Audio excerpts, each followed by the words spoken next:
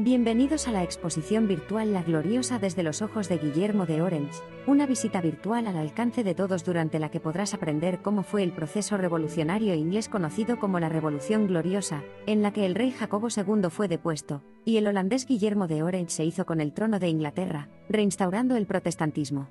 A lo largo de la visita podrás observar cada pieza expuesta en relación con su contexto histórico. Además, podrás extender tus conocimientos sobre el tema consultando los recursos ampliados disponibles en nuestra página web. Sin más dilación, esperamos que disfrutes de la experiencia. Para empezar, disponemos de 3 retratos de los monarcas que protagonizaron el proceso de la revolución. A lo largo de la historia, los monarcas han utilizado el arte como vehículo propagandístico de su figura y su poder, para afirmar su legitimidad en el trono.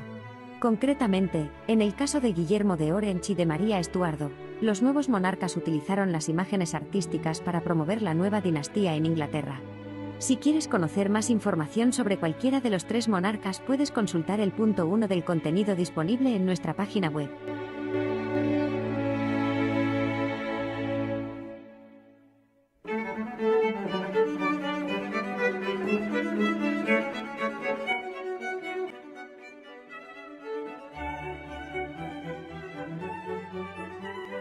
Esta pintura es un retrato de Jacobo II realizado por Sir Godfrey Kneller en 1684.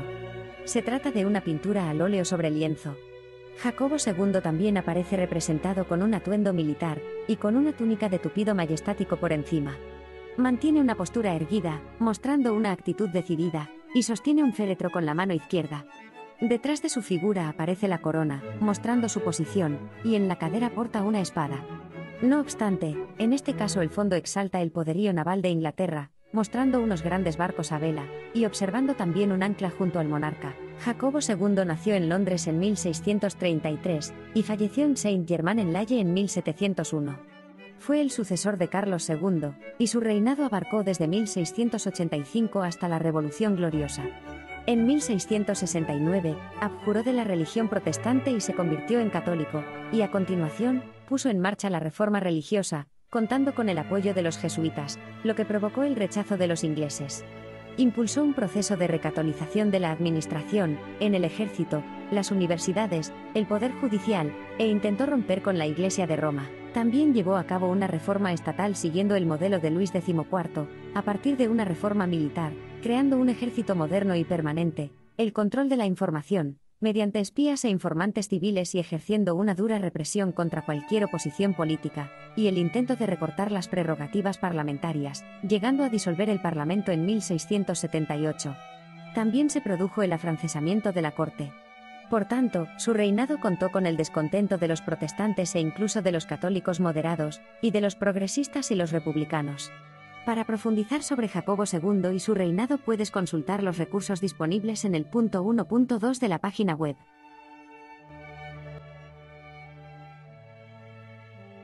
El siguiente retrato de María Estuardo es una pintura al óleo sobre lienzo atribuida a Jan Bercolge y pintada aproximadamente en 1688.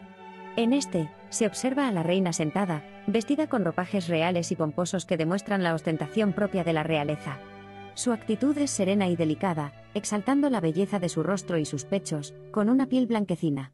En cuanto al fondo, se encuentra en un espacio semiabierto, con una columna y una cortina en el fondo derecho, donde también aparece su corona sobre una mesa, y en el fondo izquierdo se representa un paisaje de naturaleza, un jardín con rosas y una fuente. María Estuardo nació en Londres en 1662 y falleció también en Londres en 1694. Era hija de Jacobo II pero fue educada desde el protestantismo.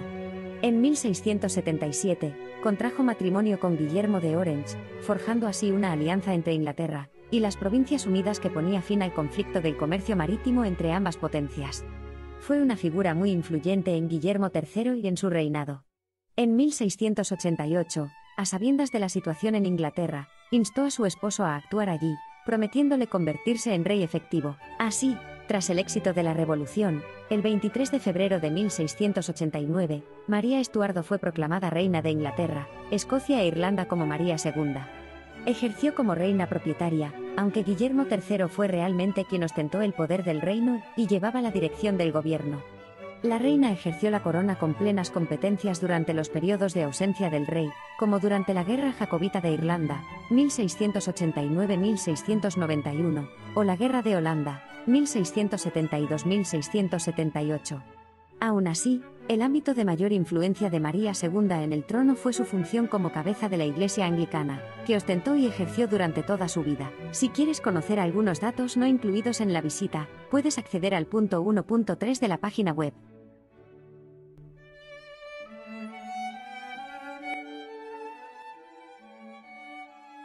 El siguiente retrato de Guillermo III es una obra atribuida al artista Sir Peter Lely. Se trata de una pintura al óleo sobre lienzo, realizada alrededor de 1677. En la imagen, el rey aparece representado de forma muy solemne y serena, con la cabeza en alto y una postura erguida, vestido con la indumentaria militar, de aspecto robusto y resistente, y portando en la mano izquierda un bastón, y apoyando la derecha sobre su casco. En el fondo, la figura destaca sobre un paisaje de naturaleza, y en un segundo plano más lejano, se observa un escenario bélico y caótico. Por tanto, da la imagen de un rey comprometido con su reino y dispuesto para su defensa. Además, en el margen inferior izquierdo aparece un perro, símbolo de fidelidad. Guillermo de Orange nació el 4 de noviembre de 1650. La familia Orange ejercía el poder en la República de las Provincias Unidas mediante el nombramiento de cargos públicos y el apoyo popular. Guillermo se convirtió en estatúder de la mayoría de provincias de Holanda a raíz de la caída de los Wat tras la invasión francesa de 1672. La acción política del estatúder en las Provincias Unidas estuvo dirigida principalmente por dos objetivos: la recuperación del poder de la familia Orange en Europa, y la defensa del protestantismo a nivel internacional. En referencia al primer objetivo, Guillermo de Orange pretendía, a nivel nacional, recuperar la posición inicial del reinado de su padre, y en el exterior, recuperar la influencia internacional de los Orange, teniendo en cuenta que con la deposición de Carlos I de Inglaterra, Guillermo perdió la vinculación familiar con los Estuardo. Y en relación con la religión, el estatúder buscaba erigirse como el mayor representante del protestantismo en Europa. Además, Guillermo III tuvo que hacer frente a la Francia de Luis XIV, que suponía una gran amenaza para Europa y para el protestantismo. Finalmente, Guillermo de Orange murió en Inglaterra en el año 1702, con 52 años, a causa de una caída mientras cabalgaba a caballo. Para indagar más sobre Guillermo III puedes acceder al punto 1.1 disponible en la página web.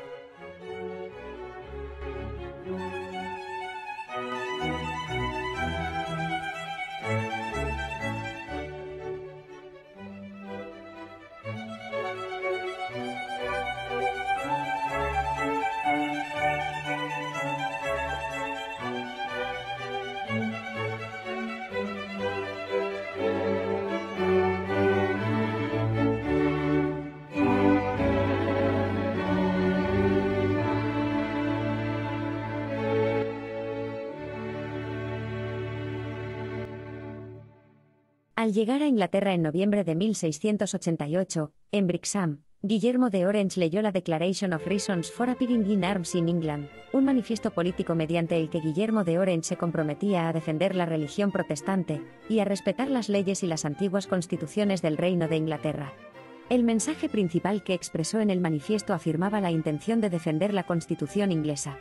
La declaración se extendió rápidamente a través de la imprenta, y se solía leer en público tras la toma de los revolucionarios de una población. En realidad, los intereses de Guillermo de Orange sobre la corona británica atendían principalmente a motivos de defensa de los intereses continentales de la familia Orange y de Holanda, bajo la amenaza de Francia. El acceso al poder por parte de Guillermo de Orange eliminaría las enemistades con las Provincias Unidas, convirtiéndose, de hecho, en aliados que unidos podrían luchar contra Francia.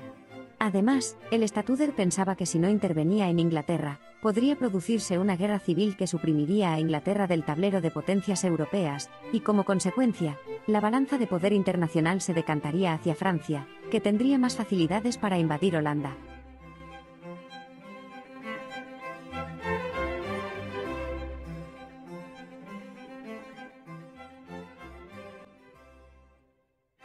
El documento en cuestión es un extracto de una carta enviada al príncipe de Orange invitándolo a convertirse en rey de Inglaterra, datada el 30 de junio de 1866 y firmada por los 7 inmortales, 7 nobles ingleses partidarios de deponer a Jacobo II.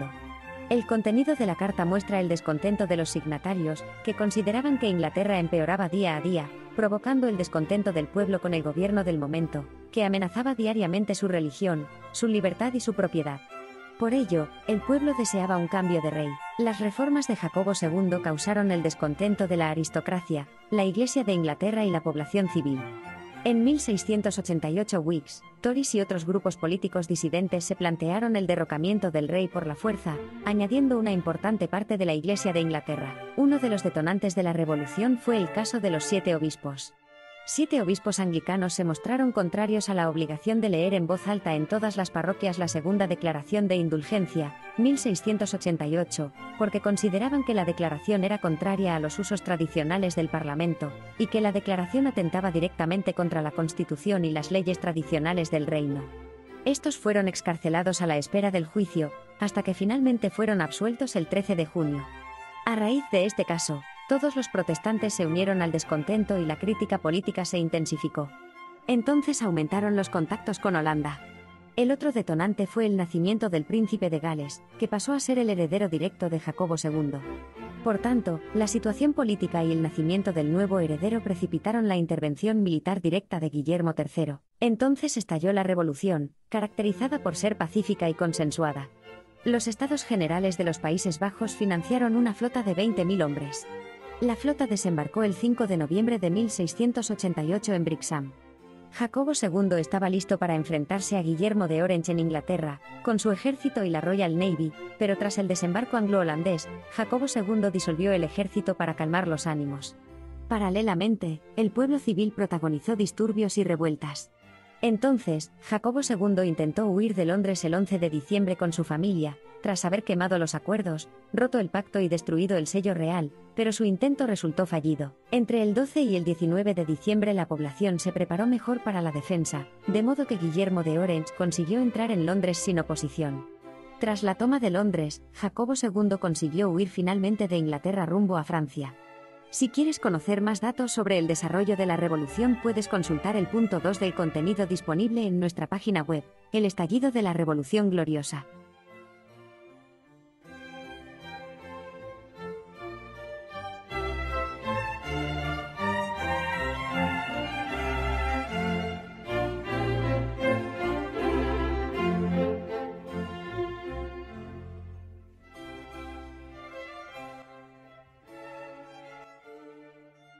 El siguiente grabado está basado en un dibujo de Samuel Wale.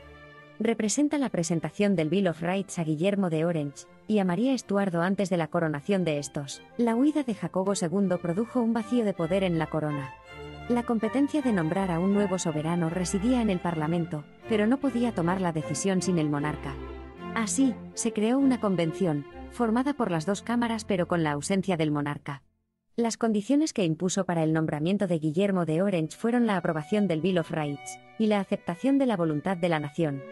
Finalmente, el Parlamento acordó nombrar a Guillermo III como rey, pues estaba comprometido con el protestantismo, expuso su voluntad de cooperar con el Parlamento y mostró la prioridad que otorgaba a hacer frente al problema con Luis XIV, buscando la prosperidad del reino.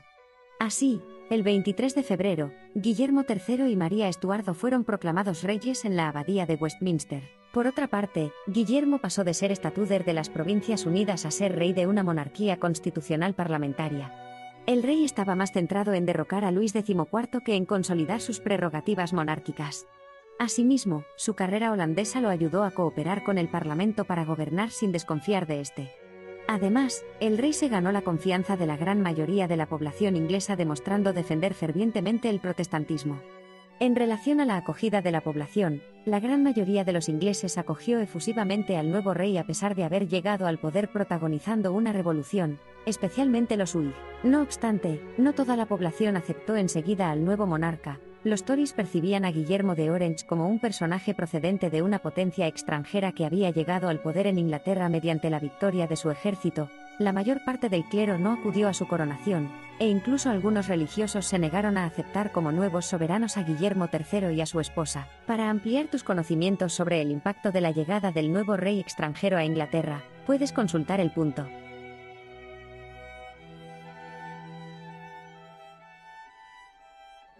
La siguiente pieza es una página conservada del documento original de 1689 del Bill of Rights, localizada actualmente en los archivos parlamentarios de Reino Unido. El Bill of Rights fue una carta o declaración de derechos constituida por 13 cláusulas que definió una monarquía parlamentaria, un modelo de monarquía limitada. Codificaba las relaciones entre el soberano, el parlamento y el pueblo y ponía fin a la sucesión al trono por derechos divinos.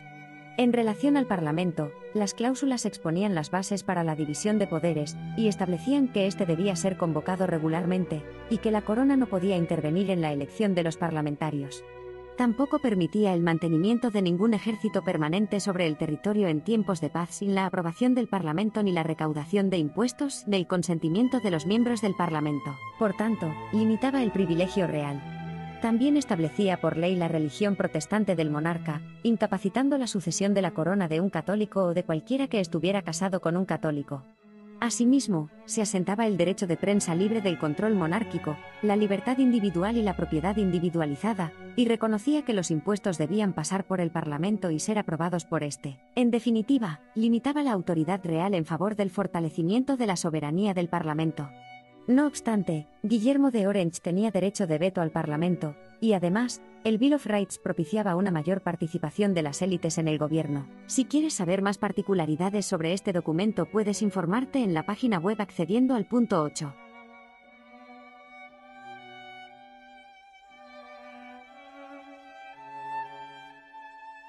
Cuando Guillermo llegó a Inglaterra se encontró con una sociedad caracterizada por un conglomerado de ideologías, perspectivas e ideas de cambio social que dieron lugar a un enfrentamiento entre los ciudadanos ingleses. Anteriormente, la época isabelina había representado un sólido protestantismo que cayó con la muerte de la reina Isabel en 1603. A continuación, todos los monarcas ingleses reinantes entre 1603 y 1688 contrajeron matrimonios católicos. Así, los ingleses estaban profundamente preocupados por los peligros que supondría la llegada de un nuevo heredero papista que sucediera a Jacobo II, de modo que entre 1688 y 1689, todo el círculo político se unió con la idea de eliminar la presencia papal y cristiana de toda autoridad estatal y del trono. La siguiente imagen representa el momento en que Guillermo III aceptó el Toleration Act, un documento que se aprobó el 24 de mayo de 1689. Se trata de una ley que concedía libertad de culto a los no anglicanos, como los bautistas o los congregacionalistas, permitiéndoles su propio lugar de culto y sus propios maestros y predicadores. Pero la ley no se aplicó a los católicos, que seguían estando excluidos de los cargos políticos y las universidades. Asimismo, estaba relacionada con el Bill of Rights, puesto que declaraba que para acceder al trono inglés el pretendiente debía cumplir con unos deberes y calificaciones claras para poder acceder, suprimiendo la tradicional sucesión divina. Así pues, entre 1691 y 1710 se autorizaron unos 2.536 lugares de culto disidentes. Aunque los disidentes permanecieron bajo otras restricciones, el Toleration Act marcó el comienzo de un largo proceso hacia la concesión de plenos derechos civiles a las personas ajenas a la Iglesia anglicana.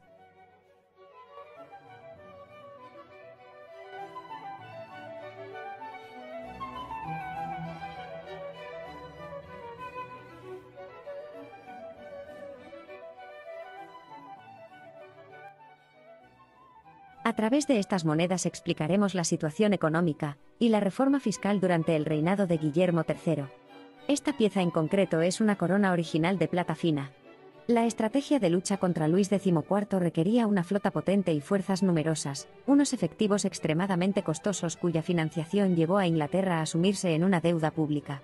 Con la reforma fiscal, Guillermo III consiguió un incremento de los recursos anuales del gobierno, pero el gasto público también se disparó, y para contrarrestar los gastos, Guillermo III recurrió al préstamo, llegando a pedir 3,3 millones de libras prestadas en 1696. En la Inglaterra de la segunda mitad del siglo XVII era común la proliferación de moneda mala.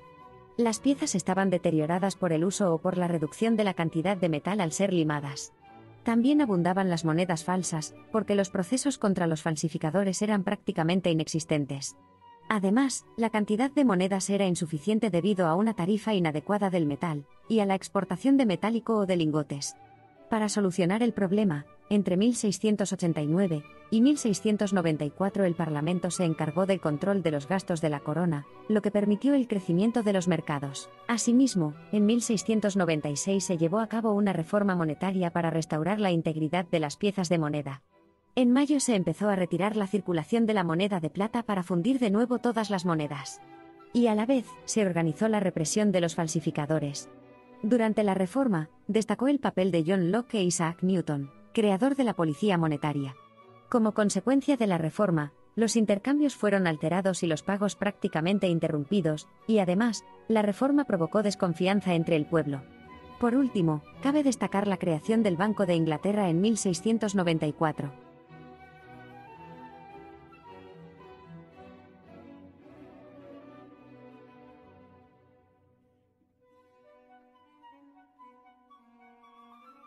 El siguiente documento es el escrito oficial y original del Act of Settlement.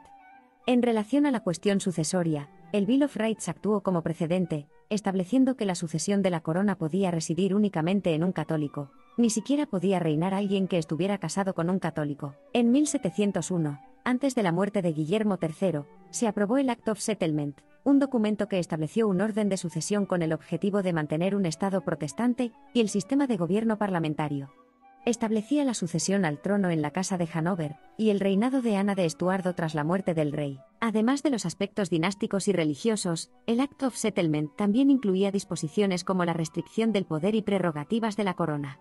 Por ejemplo, establecía independencia judicial, los jueces ejercían su poder por su propio desarrollo personal, ya no bajo la voluntad real, y exponía que el Parlamento debía consentir algunas decisiones del rey, como la decisión de hacer la guerra. María Estuardo falleció en 1694, a los 32 años, sin que el matrimonio hubiera tenido descendencia.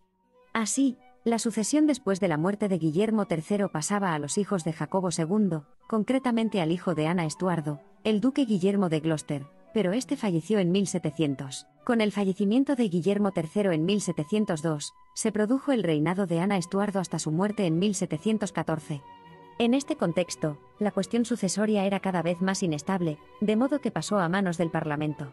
Finalmente, se acordó que, de acuerdo con el Act of Settlement, la sucesora de Ana Estuardo sería Sofía de Hanover, pero murió antes que la reina Ana, de modo que el próximo sucesor fue su hijo, Jorge de Hanover. Finalmente, en 1714 Jorge de Hanover fue proclamado rey de Gran Bretaña y de Irlanda como Jorge I.